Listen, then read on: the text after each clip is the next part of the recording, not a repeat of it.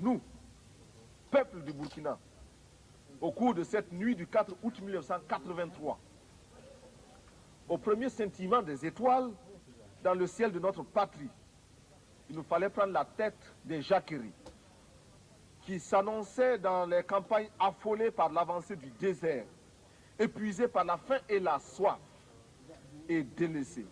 Il nous fallait donner un sens aux révoltes grondantes des masses urbaines désœuvrées, frustrées et fatiguées de voir circuler les limousines des élites aliénées qui se succédaient à la tête de l'État et qui ne leur offraient rien d'autre que des fausses solutions pensées et conçues par les cerveaux des autres. Il nous fallait donner une âme idéologique au juste litre de nos masses populaires mobilisées contre l'impérialisme monstrueux. À la révolte passagère, to the justice toujours la révolution, lutte éternelle contre la domination. Uprising, which was a minor thing. Had to the eternal À quel point c'était la vie de fossile entre les peuples nantis et ceux qui n'aspirent qu'à manger à leur faim. how broad the gap is now. Survivre et conserver leur dignité. To survive, Nul n'imaginera à quel point le grain du pauvre a nourri chez nous la vache du riche. dans le cas de l'ex-Haute-Volta, le processus était encore plus exemplaire. Nous étions la condensation magique, le raccourci de toutes les calamités qui ont fondu sur les pays dits en voie de développement. Le témoignage de l'aide, présenté comme panacée et souvent trompetté, sans rime ni raison, est ici éloquent. Très peu sont les pays qui ont été comme le mien, inondés d'aides de toutes sortes. Cette aide est, en principe, censée œuvrer au développement. On cherchera en vain, dans ce qui fut autrefois la Haute-Volta, les signes de ce qui peut relever d'un développement.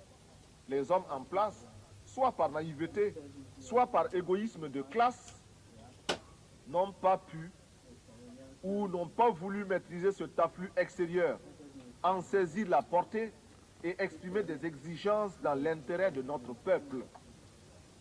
Analysant un tableau publié en 1983 par le Club du Sahel, Jacques Giry, dans son ouvrage « Le Sahel de demain », conclut avec beaucoup de bon sens que l'aide au Sahel, à cause de son contenu et des mécanismes en place, n'est qu'une aide à la survie. Seul, souligne-t-il, 30% de cette aide permet simplement au Sahel de vivre. Selon Jacques Giry, cette aide extérieure n'aura pas d'autre but que de continuer à développer les secteurs improductifs, imposant des charges intolérables à nos petits budgets, désorganisant nos campagnes, creusant les déficits de notre balance commerciale, accélérant notre endettement. Juste quelques clichés pour présenter l'ex-Haute-Volta. 7 millions d'habitants avec plus de 6 millions de paysannes et de paysans. Un taux de mortalité infantile estimé à 180 pour 1000. Une espérance de vie se limitant à 40 ans. Un taux d'analphabétisme allant jusqu'à 98%. Si nous concevons l'alphabétisé comme celui qui sait lire, écrire et parler une langue. Un médecin pour 50 000 habitants. Un taux de scolarisation de 16%. Et enfin, un produit intérieur brut par tête d'habitant de 53 356 francs CFA, soit à peine plus de 100 $. Le diagnostic, à l'évidence, était sombre. La source du mal était politique. Le traitement ne pouvait qu'être politique. Certes, nous encourageons l'aide qui nous aide à nous passer de l'aide. Mais en général, la politique d'assistance et d'aide n'a abouti qu'à nous désorganiser, à nous asservir et à nous déresponsabiliser. Dans notre espace économique, politique, économique et culturel. Nous avons choisi de risquer de nouvelles voies pour être plus heureux.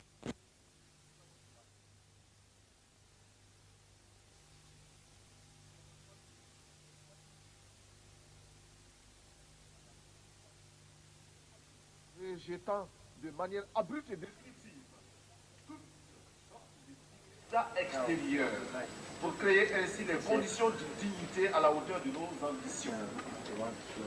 Refuser l'état de survie, desserrer les pressions, libérer nos campagnes d'un immobilisme moyen enjeu ou d'une répression, démocratiser notre société, ouvrir les esprits sur un univers de responsabilité collective pour oser inventer l'avenir. Briser et reconstruire l'administration à travers une autre image du fonctionnaire, plonger notre armée dans le peuple par le travail productif et lui rappeler incessamment que sans formation patriotique, un militaire n'est qu'un criminel en puissance. Tel est notre programme politique. Au plan de la gestion économique, nous apprenons à vivre simplement, à accepter à nous imposer l'austérité afin d'être à même de réaliser de grands desseins.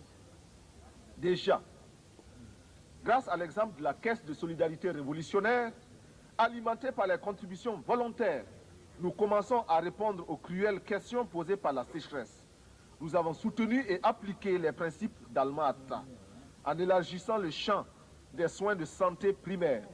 Nous avons fait nôtre, comme politique d'État, la stratégie globale du Gobi FFF préconisée par l'UNICEF. Par l'intermédiaire de l'UNSO, nous pensons que les Nations Unies devraient permettre aux pays touchés par la sécheresse la mise sur pied d'un plan à moyen et long terme afin de parvenir à l'autosuffisance alimentaire.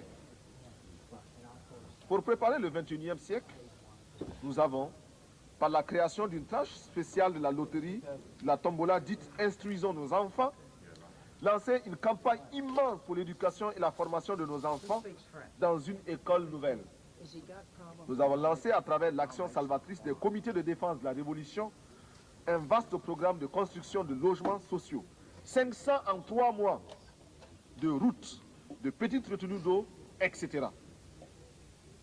Notre ambition économique est d'œuvrer pour que le cerveau et les bras de chaque Burkinabé puissent au moins lui servir à inventer et à créer de quoi assurer 2 repas par jour et de l'eau potable.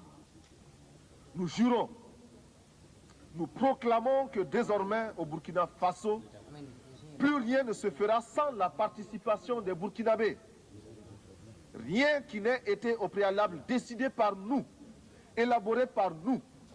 Il n'y aura plus d'attentat à notre pudeur et à notre dignité. Fort de cette certitude, nous voudrions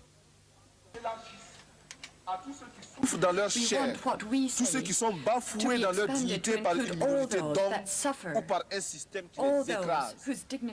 Permettez-moi, vous qui m'écoutez, que je le dise. You who are listening Je ne to me parle now, pas seulement let au me nom say du to you, Burkina I Faso, speak not only on behalf of tant Burkina aimé, Faso, my country, mais which I également love so much, au nom but de I tous ceux speak qui ont mal, also on behalf mal of quelque all part. those who are d'être qui sont dans les ghettos parce qu'ils ont la peau noire ou qu'ils sont de cultures différentes et qui bénéficient d'un statut à peine supérieur à celui d'un animal.